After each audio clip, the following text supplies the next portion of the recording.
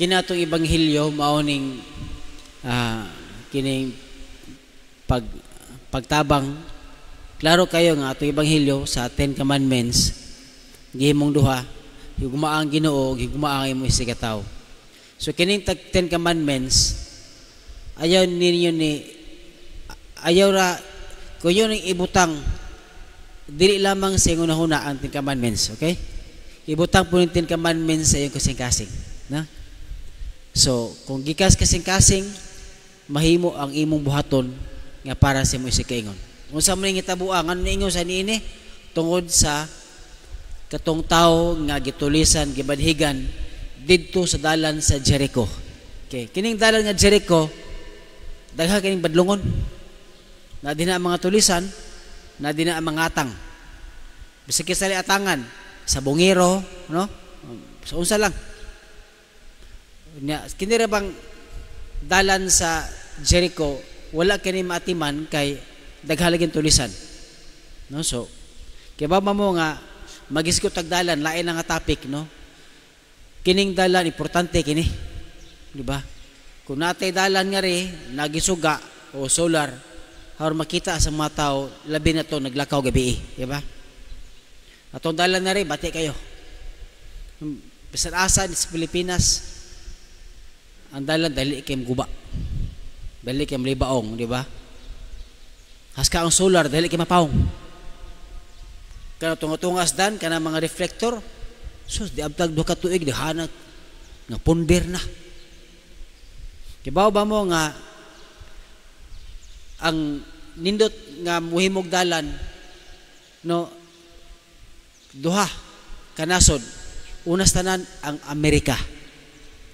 Ang Amerika kuno kung maguba ang dan wala pa 48 hours maayo na. Wala pa 48 hours maayo na ang dalan kung maguba. Pero naapo ko laing gibiliban ang Japan. No, sa ako ni nabasahan na so nakita ang Japan kung maguba ang dan wala pa 24 hours giayo na. Pabiliban ako ang Pilipinas. Ngano man wala pa gali maguba giayo na. Kuyaw kay Pilipinas. So anyway, areta dire. No, areta dire. Kining unsa may importante sa ebanghelyo nga ang 10 Commandments ibutang di lamang sunahon kundi kasing-kasing. No? Kung ato ibutang sa kasing-kasing, then we are obliged to love one another despite of his race, nationality, or despite of his color, or despite of his upbringing. So, importante nga we learn to love. Ikaduha, we talk about 10 Commandments in our hearts. We need to reach out. Diba? We need to reach out. So, atong extend ta sa tuong heart nga to sa uban. Nagkaroon, gipahigayon ang kuan, Paris Youth Day. Ikas buntag, hantod nila sa gabi. Diba? So, nindot kayo kay ang youth manggod karon, daghan kay mga youth. There are plenty of youth in the Philippines that do not go to church. There are plenty of them that do not see the Bible as the history of our Christianity. Madaghan kay mga youth karon, no, nga masayangan ta sila kinabuhi. Apan karon kini mga youth nga naas parokya ni apil, you are not wasting your time because this day is a very sacred contract between you and God. Sagrado ang iyong gipanumpaan nga niapil mo sa youth sa Paris Youth Day. Okay, gipanumpaan, panumpa ni between you and God. Muna mo reach out pud mo sa iyong kapilya, sa iyong mga isikaingon, labaw ta na mo reach out mo sa simbahan. Kaya matiguwang na ni sila kini mga lektor kantor. Tanaw nimo, di ba? Gipang-uban na ni sila, di ba? Kini mga choir, apil nako, di ba? So, mo reach out mo sa simbahan, haron kamo na sa mo padayon silang mga tahas. Muna kita ana karon dinhi, let us continue praying for the youth.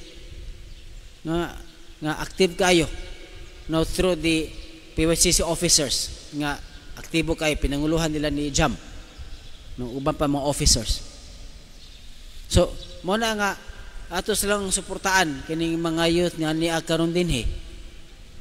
Di ba? So tanaw nimo kumpleto pagbuhok, di ba? After 20 years, uban mga upaw din sila.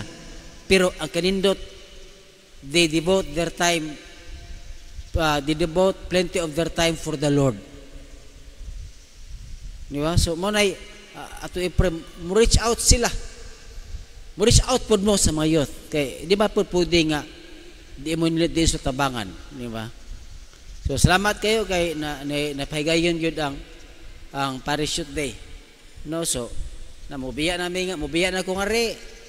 At ito na po siguro kung mag-parachute day sa laing kuwan, pero di po na ko kaya kung ako rausa. Kinala po, reach out po ko sa mga youth. Reach out lang tagod. Di ba? Muna ang usa sa mga purposes sa Ten Commandments. No? Yung ato mo reach out ta, mo love, mo reach out sa atong isig kaingon. So later on, no, makarealize ta, o kamo makarealize nga, you are part of God's vineyard. You are part of God's mission. Amen.